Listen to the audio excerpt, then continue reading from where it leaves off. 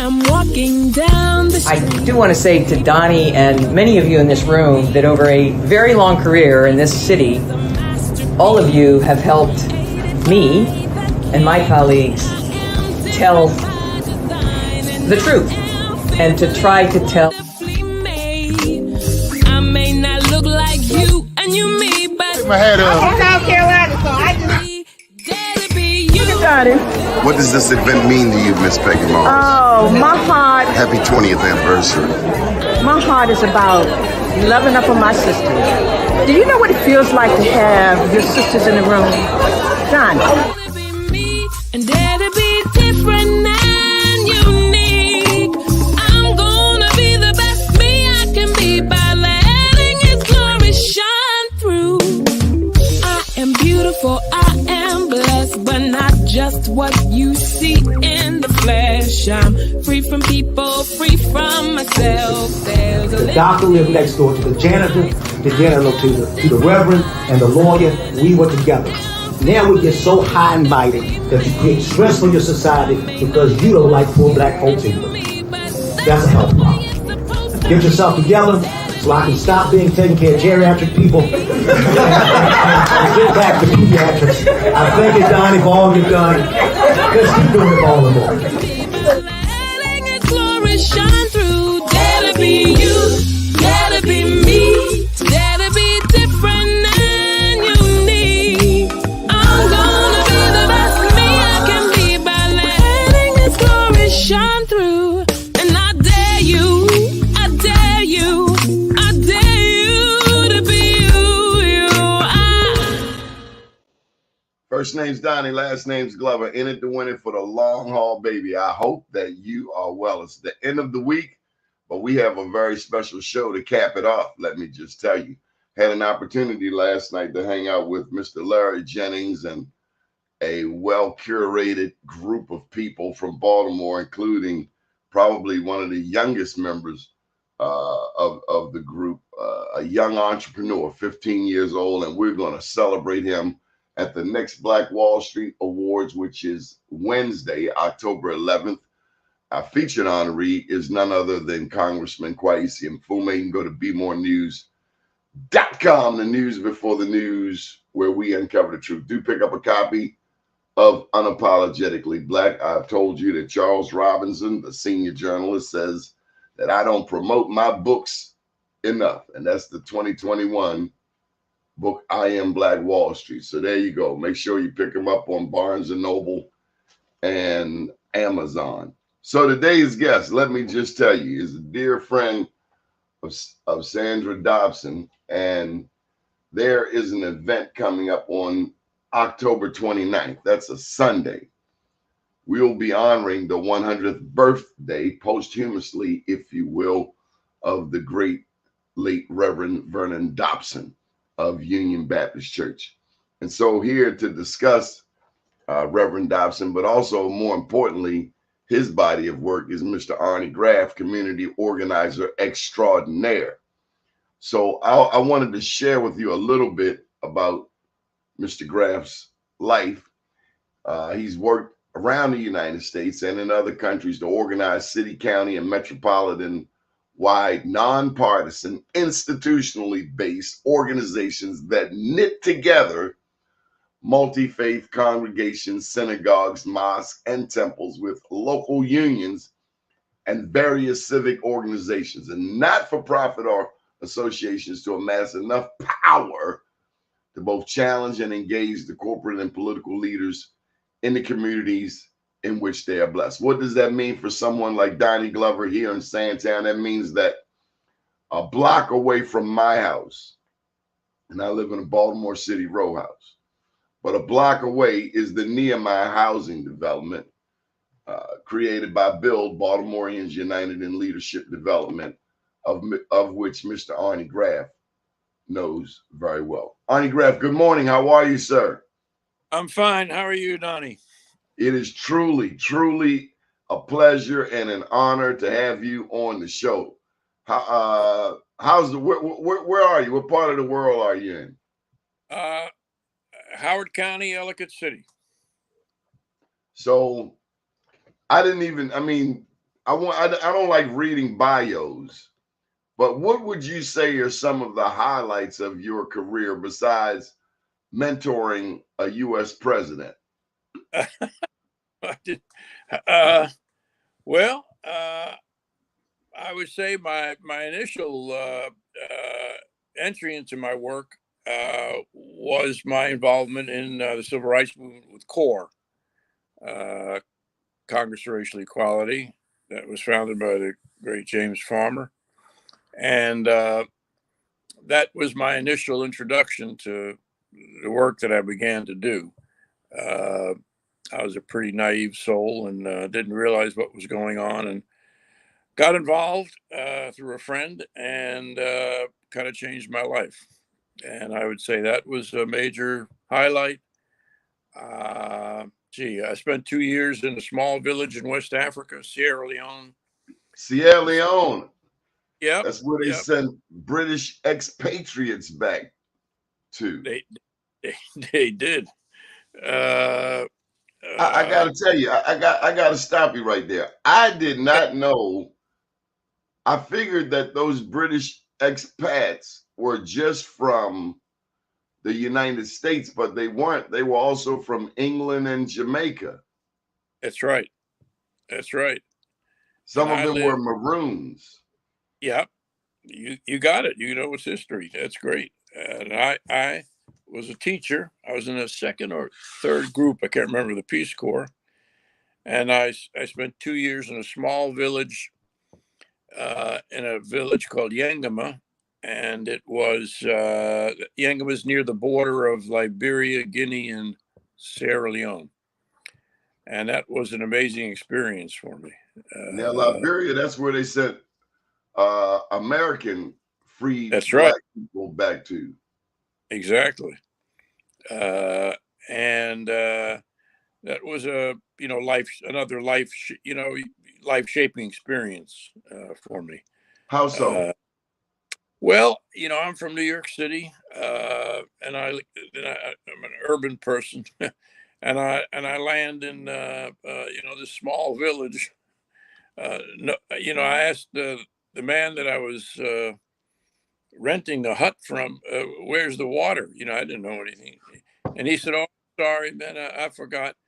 I said, "Oh, okay." He says, "Just wait a minute." I said, "Wait a minute," and he comes back and he gives me a shovel. He says, "Go dig your well, man." So it was just all very different, man. It was, and I was assigned to teach at a. How long did you have to dig? How big a hole did you have to dig? You got to go pretty deep, man. But people from the village were kind. They saw me out there struggling. So they came out and they all helped. And that when I realized, that it takes a village, right? Yes, it does. And so I lived there 2 years. I got to travel around West Africa. I went to Liberia, Senegal, all over, Guinea-Bissau, and that was Morocco. That was a really life-shaping experience for me. I'd say that was, and I don't know, going to the Industrial Areas Foundation and meeting Saul Alinsky and getting involved there and being there and then becoming the co-director of the foundation until I, retired. So I got to You just glossed over IAF. What's it stand for again? IAF is the Industrial Areas Foundation. It was founded in 1939 by a man named Saul Alinsky. Anybody interested could read his books. His books always had the word radical in it, so you could read Reveille for Radicals or Rules for Radicals. And it seemed to make sense to me what he was talking about, how to organize in communities, and that people speak for themselves.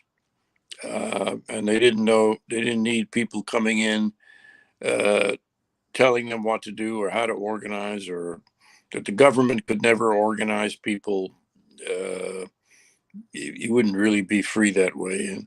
And so he taught us how to build independent, organizations. And after spending a summer with them in Chicago, where they were then, the Industrial Area Association, I went to Milwaukee and built a organization there. And then I went to San Antonio to work for an organization that was Mexican American. And that was another great experience. I never worked around Mexican American people, Latino people. And it was an all Mexican American organization. It was, they had been terribly exploited. The city was 55% Mexican American. And in the majority of the poor areas, the barrios, they had built those areas, but they never put any drainage in there. They just didn't care about these people. And so the floods were terrible. I remember visiting a person my first week, and I saw all their furniture was up on cinder blocks. Their couch you had to climb up onto, and the chairs and the table where they ate. I thought maybe this is a custom that I don't understand, And so finally, as they relaxed around me. They weren't used to having, Anglo white people, in their home. I said, can I ask you, why is all the furniture up on these big cinder blocks? And they said, oh, that's for the water to flow through. And I said, well, what do you mean? Well, we don't have any drainage, so when it rains, we open up the front door and the back door, and the water runs through and through the house. So it doesn't destroy our chairs and couches. And I don't know what in the world, what the heck is going on here? And so that was a real wonderful experience for me, forcing the city to put billions of dollars into drainage, just basic decency, didn't have running water. Mr. Arnie, when I say my prayers at night, I thank God for some of the very simple things that we have, like running water, like electricity, because it is my understanding that maybe half of the people in the world do not have access to running water. Amen. To electricity. Yep. It's I never thought about it until I lived in Africa without any running water or electricity. But then to come into the United States and be in the 10th biggest city in the country, and there's this hundreds of thousands of people who don't have water. I mean, they had running water, but they don't have any drainage, and they get flooded every year. I just, it just kind of blew my mind that people that could be that racist. I mean, that unthinking and caring. Anyway, the areas. What do you think of the spirit of the people? Well, it was wonderful. I mean, at first, these are people. Look, these are people that don't have the accoutrements of modern life. But what was their attitude like toward life? Well, for many of them, they were religious, and the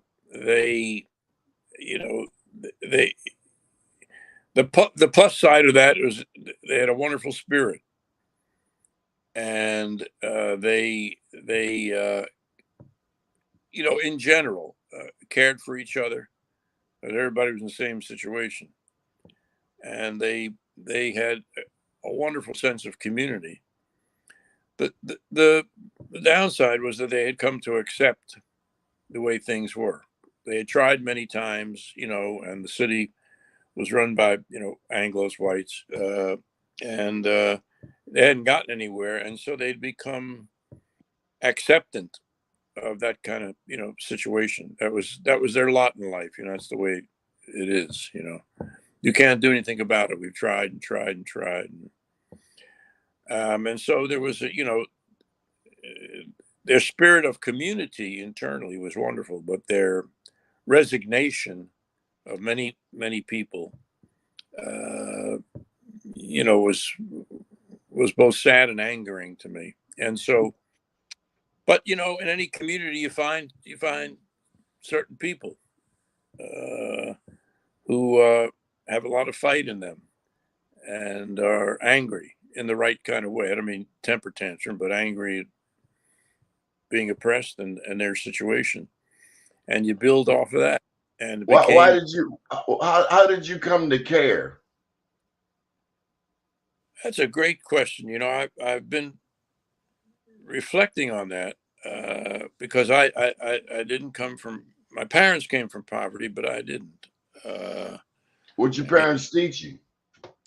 Well, my mother grew up in and out of welfare, and my father never finished high school. And every once in a while, some people would help them,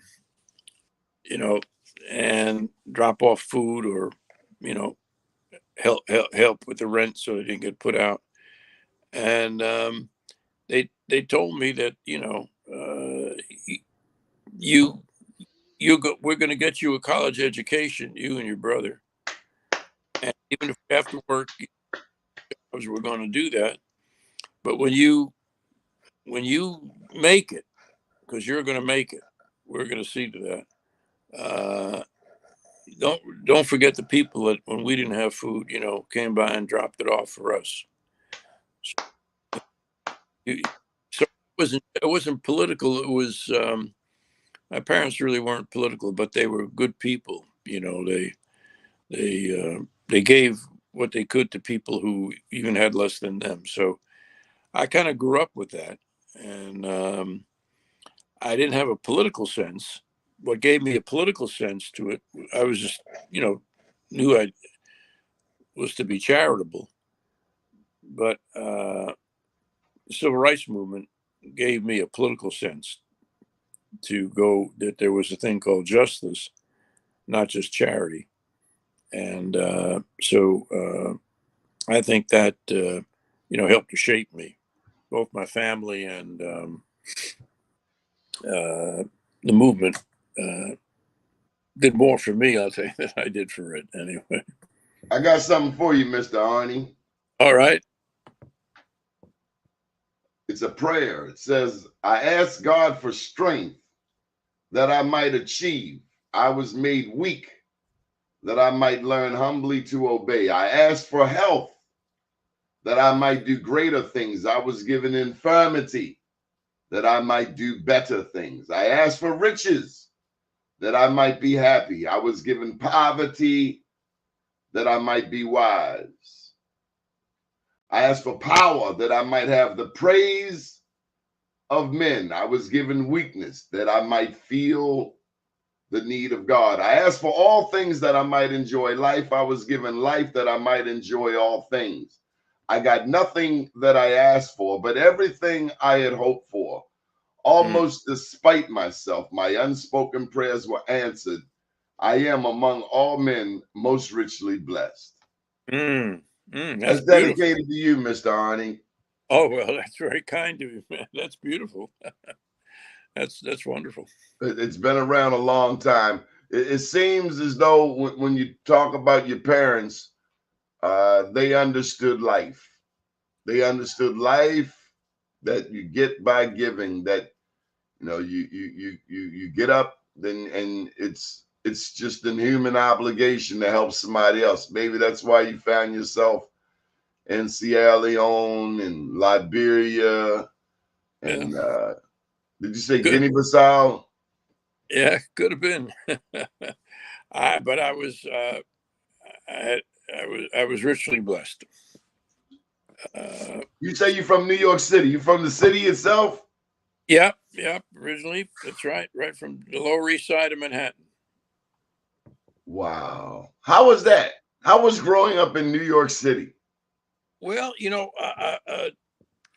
we moved when I was 6. My parents kept working to try to get us into a better circumstance. And we moved to Queens, New York.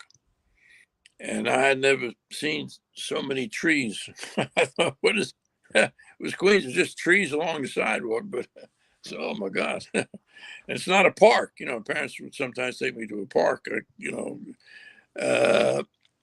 and then eventually, when I was 11, we moved. My parents did well enough. We bought a home, and we moved to Long Island, which was a suburb of the city. Strong Island. Yep, you got it. And that was just very different. It was, Long Island hadn't been built up yet, and so it was just a lot of, I don't know what. I keep saying trees because I didn't see a lot of trees when I was growing up. But there was space, and you could breathe, and but I'll tell you the truth, and it was wonderful. I had a wonderful childhood, but I missed the city because I could go outside as a kid, and there'd be 15 kids out there.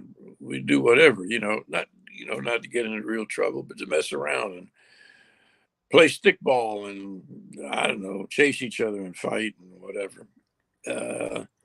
And when we went out to Long Island, man, I couldn't scrape up 3 kids. I should tell my father, Dad, I don't know about this place. Where is everybody? But it was very pleasant living because it hadn't been built up yet, and so it was a different way. And when I graduated, I went to University of Buffalo, so I was back in the city. So I felt kind of a little bit more at home. So tell me about Barack Obama sitting in your class and you teaching him. Oh, well, he had been a community organizer, as I'm sure you know, and not with us, but doing it with some other people in Chicago.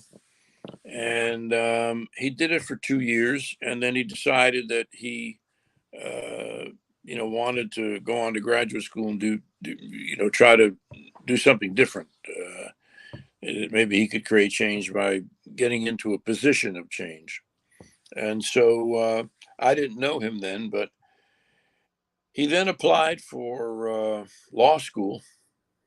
And our organization, the Industrial Areas Foundation, at that time, 3 times a year did 10 days of training for community organizers. And somehow or other, I guess Chicago, being in Chicago, he heard of our training. And people that he knew said it was, the best training you could get as a community organizer. That's the one you would go to. But he was already leaving community organizing. This was in the summer before he went on to graduate school.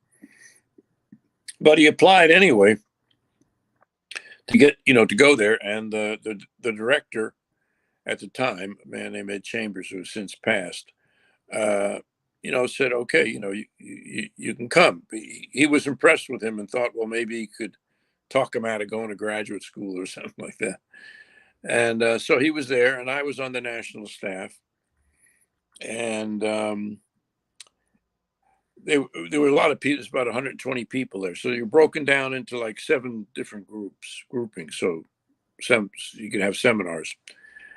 And it was like the 3rd day, and I hadn't gotten to his group yet. We kept rotating as the trainers. And at night we'd have like a repast for people, a repast, like a little gathering. And but I didn't notice him. There were 120 people, and I hadn't been in his class, so I didn't know who he was. But the Chambers came up to me and said, "I'd like you to meet this fellow, Barack Obama. He's one of the trainees. Have you been in his class yet?" And I said, "No, I haven't seen him. I don't know who he is." And he said, "Well, I'd like you to meet him because he's going to go on to law school, but maybe we can get a shot at him. I think he's a really bright guy." And I told him a little about you, and he'd like to meet you. At the time, Barack Obama was in an interracial relationship, and my wife is African American. And so he thought maybe, well, and obviously my children are interracial, and so, well, maybe, you could talk with him, and he had told me about his background, that he was interracial, and he never got to meet many people who were interracial that were in this work, and so I told him about you, and he'd like to meet with you. So I said, sure, I'll talk to him, and he pointed him out to me, and I went over to him, introduced myself, and then we wound up in about a 2-hour conversation. He was both very curious about the movement. I wasn't any kind of leader. I was just a follower. I was just like, part of the group that went to jail and part of the group that was in the demonstrations and stuff like that. I wasn't no leader, but I told him what I knew about it, and then he wanted to know about my wife and the children. We have 4 children, and what it was like raising interracial children, and how did we do it? And when we got married, it was still illegal in 12 states for us to get married. So he wanted to know about all that, and we just wound up in a very long conversation about life, race, raising children. As a white person, raised black children. And that's when I realized that, he told me that he had been raised mostly by his grandparents. I think in Nebraska or Kansas, but he was the only person of color, around. And then we talked a lot about organizing and all. And it was clear to me that he wasn't going to not go to law school, but I just found him fascinating. And he asked me if in a couple of days, if we could meet and talk again. And by then I had been in his group, and you could just see how bright he was, and smart. And he had a quiet kind of charisma about him. So you could tell the people in his group kind of, when he spoke, everybody was quiet. It was, he was, I would say he was mature beyond his age. At that time, he was in his mid-20s or something like that. So we met again, and we had another very long conversation about life and being a lawyer. And not that I knew much about being a lawyer, but he wanted to be, I asked him what his ambition was. And he said he either wanted to be a leader of a major civil rights organization or a judge, a federal court judge. And that's why he was going to law school. So that if he wanted to be a judge, obviously you would have to have been, go through law school and all. And we had a long conversation about that, and, some personal things that he, raised up and all. And we talked about, and then it was over. It's 10 days. We had a little get together to say goodbye. I've never seen him since, but he's kindly at different times, I guess, mentioned me. So I wound up in the books, autobiographies about him, or biographies, I should say, not autobiographies, biographies. But I've never seen him. But when I was organizing in Washington, in D.C., I was organizing a bill type organization in the district. Every once in a while, I'd come across somebody who would say, "Oh, I saw President Obama." And I said, "I knew you," and he said, "Oh, well, give him my regards." So I didn't have much to do with how he wound up. But, sure, you did. So tell me about Reverend Vernon Dobson, Union Baptist Church. How did you first meet him? Well, first, let me say he's one of the most special people I've ever met. He had I would say there are, outside of my parents, my wife, there are 4 or 5 people that have had a huge impact on me, and Reverend Dobson is one of those. I met him because he and a couple of other clergy. I don't know if you recall Reverend Wendell Phillips. Yes, sir. He had the and long beard. I think he sure rode a did. motorcycle too, didn't he? Yes, he did. Yes, he did. And we all called Liberty Heights and Dukeland, Heritage Baptist. Oh, God bless you. Yeah, Heritage United Church of Christ. And he and Wendell and a couple of a Catholic priest who's since passed, Monsignor O'Dwyer, had come together and tried to and asked the Industrial Areas Foundation to come into Baltimore and build an organization there. And so it got started. I didn't start it. It got started in '77, and it was really a failure. It kept and the Industrial Areas Foundation has suggested 3 different organizers, and they all apparently didn't do well. And so it was kind of on its last leg, I guess. And I had left the Industrial Areas Foundation to teach at the graduate school at San Jose State. My wife and I were teaching there. I thought I wanted to take a break. The organizing was, I get so into it. It was taking up, 12 and 13 and 14 hours of my life. And by then we had started a family, and my work schedule was out of control. And my wife reminded me very well, carefully, we wanted a child and you're not around. So,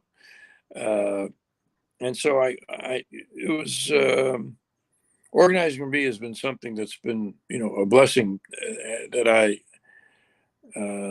I'll put 12, 14 hours a day into it. At any rate, I left. I decided that I just had to go cold turkey, and I went to San Jose State. But I enjoyed teaching at the university, but it wasn't like doing it. And I eventually wound up wandering off into the barrios of San Jose. And at which point my wife said, well, you might as well get paid for it. Now you're not even getting paid for it.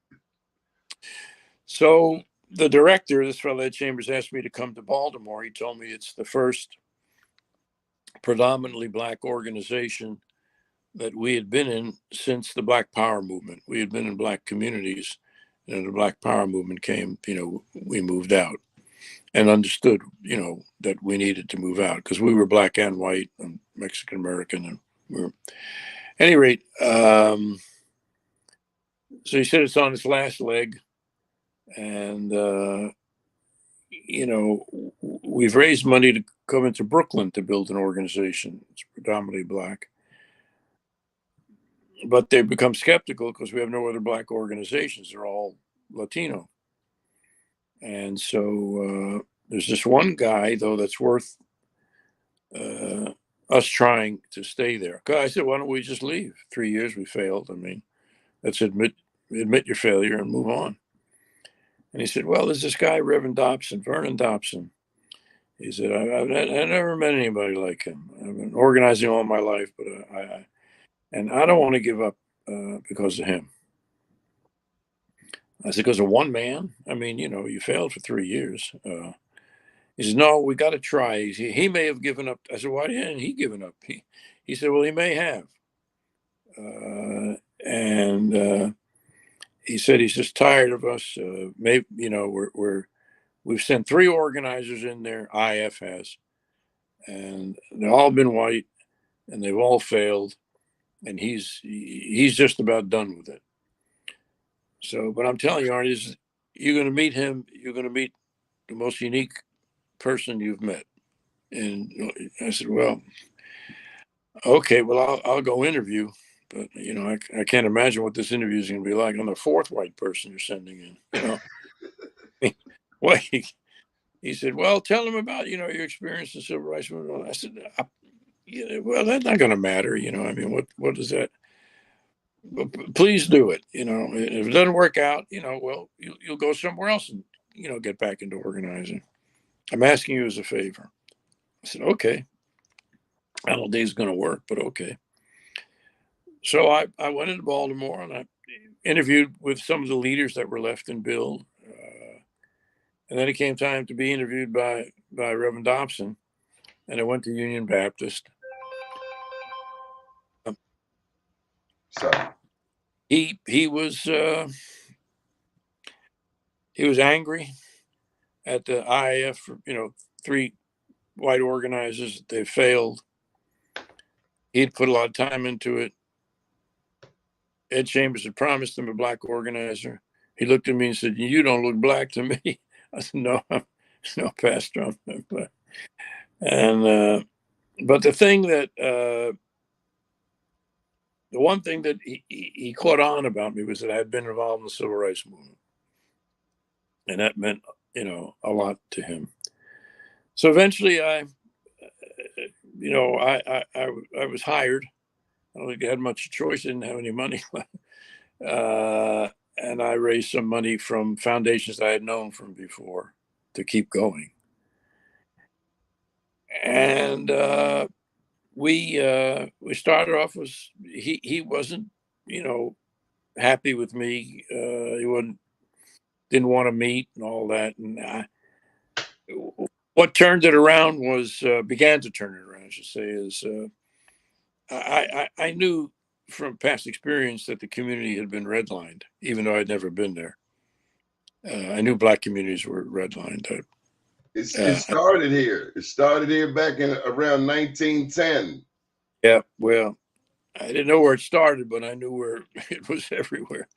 And I had fought it in Milwaukee years before. And so the organization was just about done. I mean, it had no money. It had a couple $1,000s that I had raised, but it was on sort of its last leg. And so but there were a couple of people, that still had heart. And I told them we knew the community was redlined, and they affirmed it, obviously, for me. And I said, well, let's do this. Let's I've done this before. There's something called the Community Reinvestment Act, which means that we can get all of the information from every bank of where their loans went and how much they were. And so if the 5 or 6 of you will just, study it with me, we got to go through all of the loans with these, Maryland National at the time, Provident at the time. We can prove it, Well, we all know it. I said, yeah, but we got to be able to prove it. I'm sure, everybody knows what. So we did, and we found out, this was 1980, the year before, where they had the records of the $426 million that had been loaned out into the predominantly black community in the east and west, southwest, side, northeast. And 60% of the city, 1.4% of the loans had gone there. So, it's one thing to know, it's another thing to see it. We drew a map, or had a map of Baltimore, and 98%, just about, of all the loans went into the minority population, the white population of the city. And so, what were we going to do about it? Well, make a long story short, we did a survey of the churches. There weren't very many involved at the time in Bill, but at any rate, of the churches, there were a couple of black Catholic parishes in the organization. They had schools. Reverend Dobson had his, daycare center, and we did a blind survey on one Sunday, where people wrote down where they banked, how much they had in the bank, without their names, obviously, where they did their insurance, because it's the same situation with auto insurance and house insurance, and so we did that, and it was like a collection, that people wrote it out, and in just the 15 congregations that were involved, we had $15 million in the bank. And we knew which banks because people wrote them. So, make a long story short, we went to Provident because they still had some branches in the black community at the time, and tried to get a meeting with the president to talk about this. We had something like, I don't remember now, $4 million in the bank, and we were getting nothing back in loans. And I kept saying to people, why would we do business with people who don't want to do business with us? The heck with them. Someone's going to want this money. And I met with, do you remember Ideal? Ideal Savings and Loan on Druid Hill Avenue by the YMCA. Yep. So I met with Mr. Lansley, and we talked about it and strategized, and he was quite a character. We used to have lunch together a lot. At any rate, the guy would meet with us. So I said, well, let's on a Friday at 11:30 at their downtown bank. Banking was different then, right? You get your check, and you had an hour to go cash it for the week, and then get back to work. So it was all very different then. And so we lined up about 100 people. I could just sort of gather, scrape, because the organization was kind of weak. Anyway, we scraped about 100 people. And at 11:30, we lined up, and we were going to take dollars and change them for 100 pennies. And then count out the pennies. And when we got to 98, we would, quote, accidentally drop the pennies on the floor. And so the actual customers who came at 12 o'clock had to get behind the line of 100 people. And they were never going to get into the bank to cash their paycheck because we were there, counting out pennies and dropping them on the floor and all of that. And I told Reverend Dobson we were going to do this. And would he come? And he said, oh, you think you're going to have 100 people there? I said, well, people made commitments to how many people are going to bring. We've been training. I believe the people that were there. He said, well, now that I got to see. I want to see that. You're going to do that? I said, well, we're going to try. We're going to do it. I don't know what's going to happen. He said, well, do you know? You don't know the city. This is the South. You're going to get met with, I don't know what you did in Milwaukee, but you're going to have so many police dogs and police cars and paddy wagons, and they're going to haul your butt into jail, you and everybody else. I said, but they might, but there's nothing illegal about being in the bank and asking for change. What would be the charge? Making change? What kind of charge? He said, well, I don't know, but this I got to see. So he came, and I said, would you bring a couple of people with you? He said, yeah, I'll bring a couple of people with me. And that's actually how I got Reverend Miles to come. He was very skeptical. Bishop Doug Miles. Yes. And he wouldn't, he had a little church on the west side, small church. I'm going to forget the name of it, but he told me the original name of it was Watch Your Step Baptist Church. And, it was on Walnut. I forget where now. Walnut and I can't remember. But at any rate, and he didn't want to deal with white people and all of this. I told him what we were going to do, and he said, well, I may come just to take a peek. I said, oh, well, okay, whatever you want to do.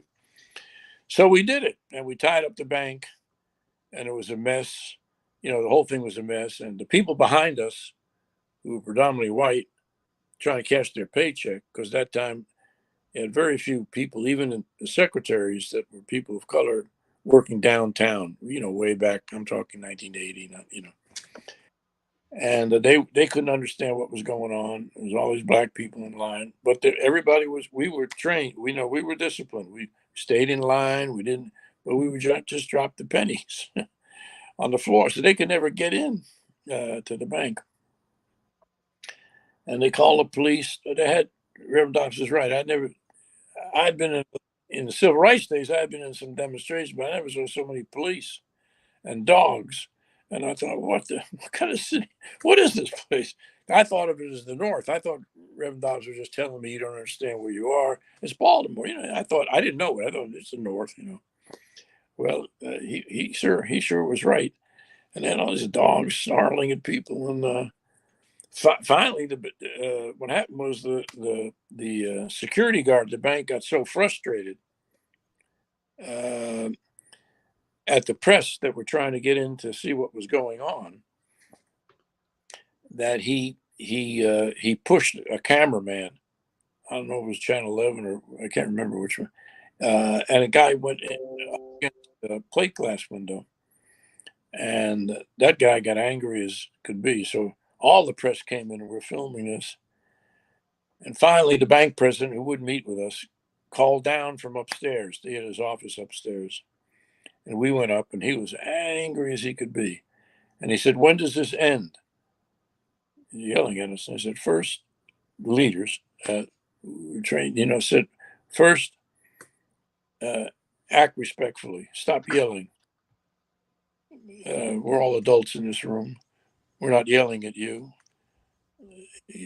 Stop yelling at us. We're not going to talk. We're leaving if you're going to be disrespectful this way." Well, how's this going to go on? The leader said, "Well, until you start making loans. We want loan back to us the amount of money we have in your bank, because this is foolish for us to put our money in a bank, and you won't serve us. You won't give us it. You won't give us loans. We're going to take our money out of your bank, and we're going to do it in a way that's very public, just like what's going on downstairs." So he said, okay, let's meet. And we set up a meeting in 2 weeks, and we negotiated, and he agreed. And we said, now we have to check every quarter. You have to show us where you're giving loans, because you could say anything to us to get us out of here, and we don't know what you're doing. So when we won that, I think it kind of sent shockwaves across the city, the banking industry, and not just in Baltimore, but across the nation. Well, it got Reverend Dobson and Reverend Miles interested in what we were trying to do. So you made believers of them. Well, that started a relationship with Reverend Dobson, and that went on. That relationship lasted till he died. I was in his home when he was very sick, in his bed upstairs, and I would say outside of my parents, Reverend Dobson's had the most influence on my life of anyone. We got very, very close. I miss him terribly today. On Fridays, he had an office upstairs. He had an office downstairs that was right on the sidewalk, level. And he'd keep his window open, and every person, not every person, but people of all different walks of life would come by that window. It was like a bank window, and they would pour out their heart to him, and then they'd come inside, and he'd either give them money or solace or prayer or whatever, he's just a remarkable person. One of those people that are totally irreplaceable. I could spend a day with him where we would be in public housing projects, and he knew people. People would yell out, "Reverend Dobson, Reverend," and then we could go downtown for a meeting with a CEO where we were challenging him on something, and he knew that person. And then he had his own TV show. I don't know if you remember, with Homer Favor. And, I don't remember that. Oh yeah, Channel 11. Yeah, every week. people used to call him Father. That was his nickname, Father, because he did so much for everybody. And he's just a remarkable man. He has a beautiful family, and I just love the man. Let me ask you this: do you remember the basketball court in the church? Sure. What was that about? Well, that was about, at first people weren't too happy with that because,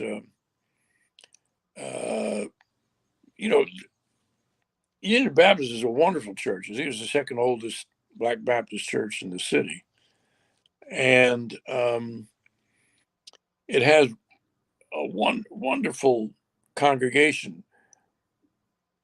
The congregation was predominantly, middle class. And so some of the things that Reverend Dobson did weren't, things that people would necessarily appreciate or approve of. Many did, but many didn't. Well, he decided to put the basketball court up that wasn't a basketball court. That was a meeting room for like when you have dinners or, things like that. And he was trying to get the kids on the street off the street. And so he put baskets up in this meeting room. And there were a lot of people, in the church that were very upset him. You can't, what are you doing? But he said, I'm ministering I'm pastoring to people. And he had all these kids that would come in, and then he had leagues there, and he ran, there were tons of kids. And it was Reverend Dobson. It was beautiful. It was like the daycare center. It was like all the houses on the street where Union Baptist is, on the second floor, all those places where he rehabbed, where homeless people could stay.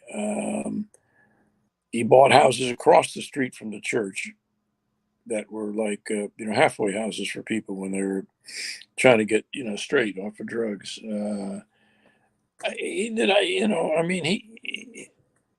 He was besides a great preacher.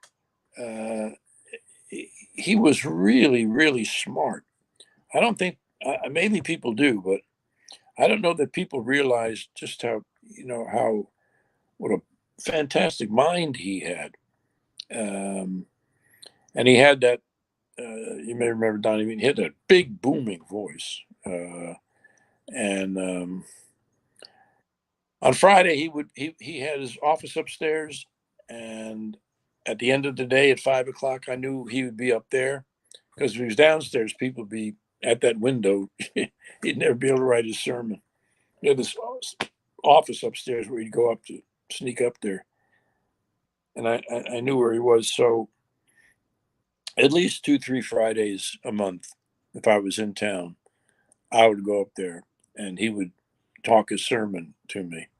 And then we'd get into conversations and what we were going to do, and, in Baltimore. And I miss him. Tell me about one of you. I'm sure you broke bread. You ate food somewhere. Oh, yeah.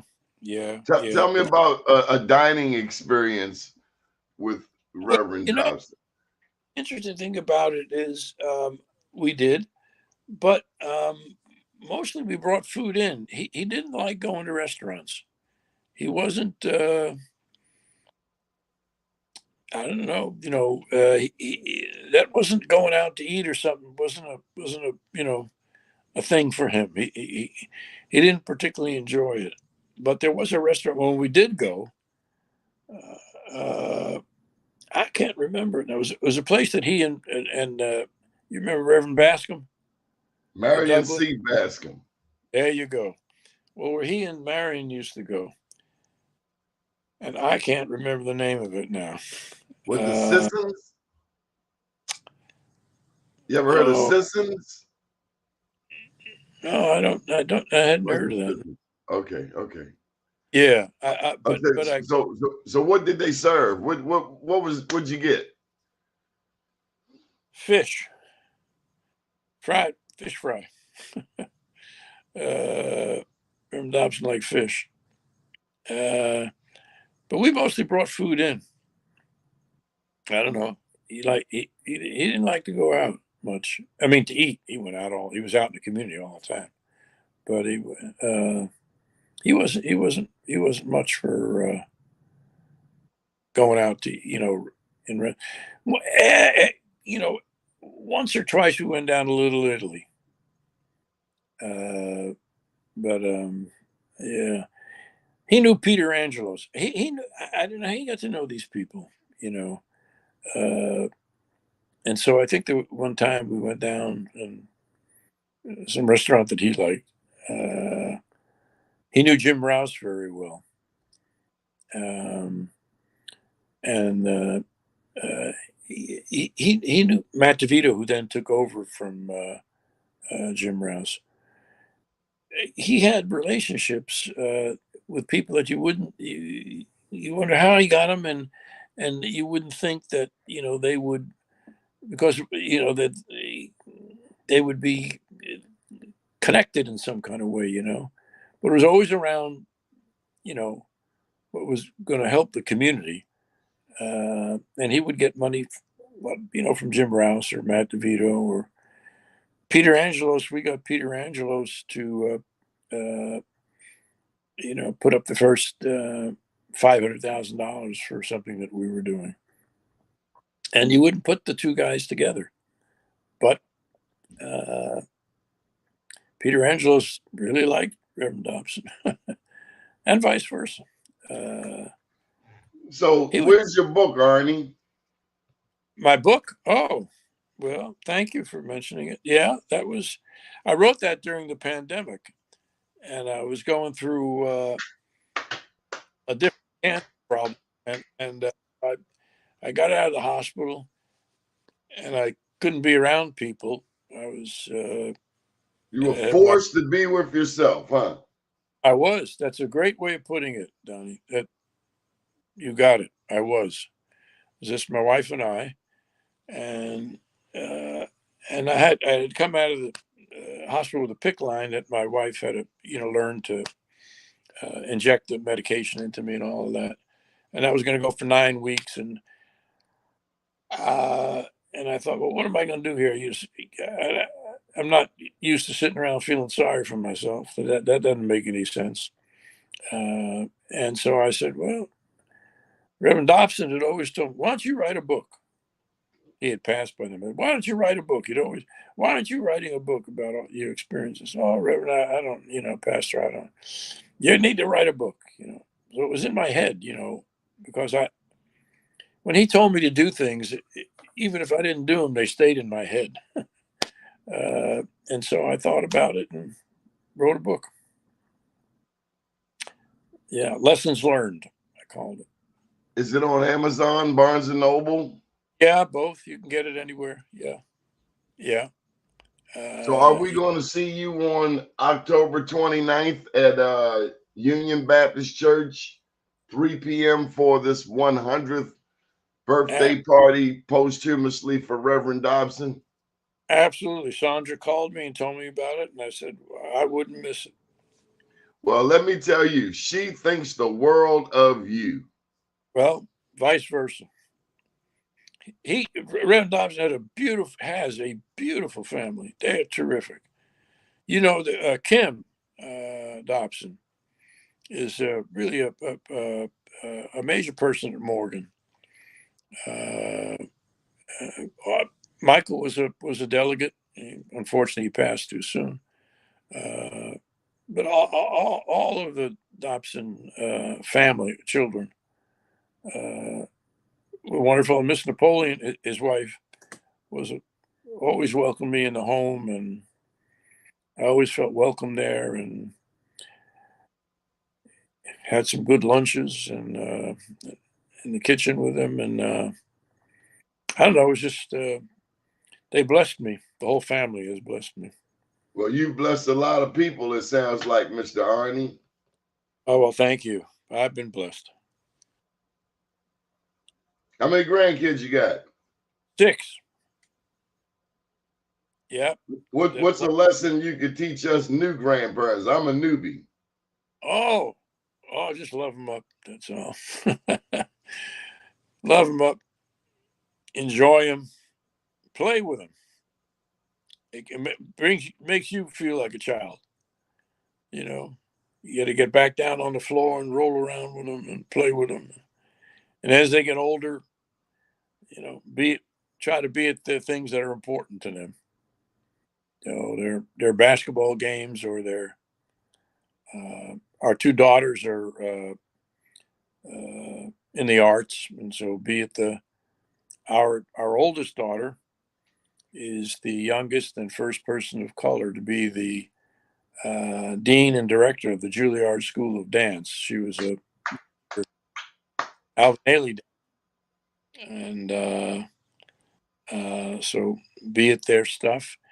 Our younger daughter is an actor trying to make it in Los Angeles. And she just wrote and produced a short that's gotten into a number of film festivals. So, be it the debut, that, and so, they bring you great joy. They're going to bring you great joy, Donnie. So you got 4 daughters? 2 sons and 2 daughters. 2 sons and 2 daughters. Okay. Right. Our 2 sons are in the world of, one's in the world of business. One's started a realty firm and is the director of our old, when I'm in the IAF, director of our nonprofit development corporation that has built 6,500 homes in East New York, Brooklyn. Kind of changed that area around. So a little bit in the do you do any more organizing? No, man, I'm 80. I stopped a while ago. I do a little coaching. We may have to take you up on that here in Sandtown. I might need to bring some of these newbies and sit at your feet and learn something from you. Well, I'd be happy to talk to anybody. Sandtown, I'm so glad you live in there. Sandtown broke my heart. I tell you, I wanted to keep building. I knew, those homes that we built 30 years ago now. I drive through there once just to reminisce, but I don't know any of the people, I'm sure, that live there anymore. I call those Nehemiah houses the county. A cop told me one time back when he said, I call it the Nehemiah Oasis. Well, it shows what happens when you invest in a neighborhood. You don't have to go 30 miles or 8 miles. That's you right. can build it right here. Should and build. We started doing that, continuing that work on the east side of the city. And we've now rehabbed, I don't know, a couple of hundred homes. And we build is not challenging the city to come up, and the state, with $2.5 billion we have 18,000 vacant houses in the city. We're never going to get there unless we attack it as the major problem it is. You can't do 10. It's lovely, and think that it's going to change. Make an impact. Nehemiah goes from Sandtown all the way up to Penn North, Woodbrook Avenue, and a couple of streets over, or at least one street over. Oh, God bless you, man. You know it. God bless you. It's obvious. It's like a clean glass next to a dirty glass. It's obvious. It sticks out, So thank you for that commitment to this city. But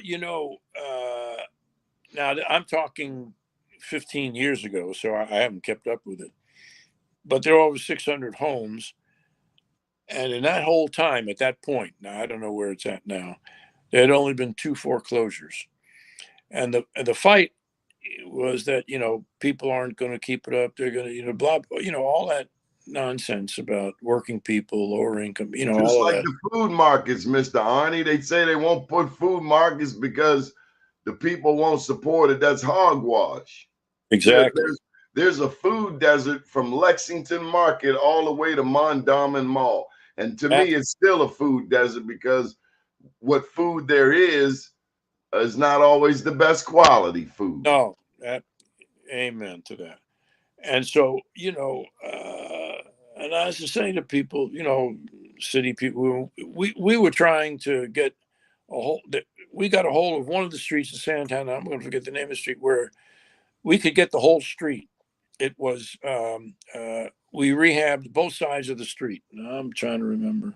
Calhoun, Cary, Stricker. Yeah, Calhoun Street. Thank you. And we wanted to keep going. It was expensive to rehab, more expensive than getting on the ground and building from, the ground up. And we had raised $2.5 million from the churches and the diocese. And we had gotten, Jim Rouse had put together something called Enterprise at that point. Enterprise Foundation, yeah. Yeah. He got involved in it, and Kurt Schmoke was the mayor then, and put money in, and we even got he had been our arch enemy, but as governor we got Schaefer to put $12.5 million into it as governor, and so big ups to Kurt Schmoke and to the late Don Schaefer. Yes, that's right, and but we wanted to keep going because I knew if we stopped, nothing, there'd still be all that area that's vacant, and we're going to get more vacant. I mean, you could just, predict it. I wish we had leaders like Schmoke, like Schaefer, who understood you have to invest in the community. Look at the harbor. David Bramwell's about to knock it all down and start over. But I remember for decades, this city invested in the harbor, but would not invest in Uptown. Lillian Jones Recreation Center, we need a new one. Greenmount Rec, we need a new one. I mean, this city refuses to invest where they need to invest. These are people, they live here. Absolutely, and they're good people. And we could point to places like the homes in Santana and say, look, if you do something decent, people. And there's no crime around Nehemiah. I gotta tell you, say what they want. It's an oasis. It's a mindset. People don't bring foolishness through there. Is that true now? Still, they're not having that foolishness. Yeah. I drive through there just because I reminisce, whatever. I don't know anybody anymore there, but I used to be able to stop off and say hi, or come in and have a cup of coffee. And it looks pretty. It's pretty trees. The trees have grown, and it looks great, and you don't see trash. No. You don't see trash on the ground and, all over the place. So that's what ownership does. It's mine. I'm going to take care of it. Exactly. So what gets me still so angry and get my blood boiling is there are examples. You see what can work. Why wouldn't you continue to do it? Instead of sitting around and complaining about everything, there are solutions. I wish you could give me a solution for these doggone bike lanes that make traffic so narrow. I can't turn. The fire truck can't get. But Mr. Arnie, I'd be talking with you forever. Let me just give you your final say. Okay. Well, Sandra had called me, so my final say is, God bless the Dobson family. They are most beautiful people, and I hope nothing but good things for them. And God bless them. We wish the best for you. What's your wife's name? Lucille. Well, we want to send our appreciation to Miss Lucille for sharing you. Oh, well, thank you. With us and to your children, because I know organizing long hours. Right. But we thank her for sharing you. Well, thank you. we've been married 50 years in December, so November. So we've been fortunate. I have a wonderful wife. Good deal. Mr. Arnie Graf, a legend extraordinaire. It is Oh, truly a pleasure, sir. great meeting you. Thank you, Donnie. Yes, sir. Great. See you soon. Good morning, world. Bye-bye.